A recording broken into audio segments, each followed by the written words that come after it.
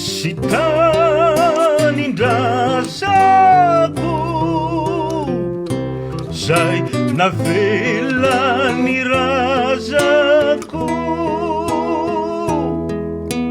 afoko anao nirako ry Madagasikarako ny ranomasina no valampary mamefy ny foko rehetry fankaty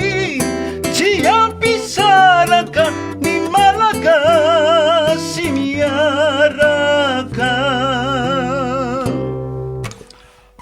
andry amany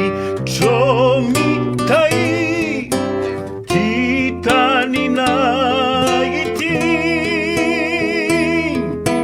tany zay no homena ho anay lovany karanaka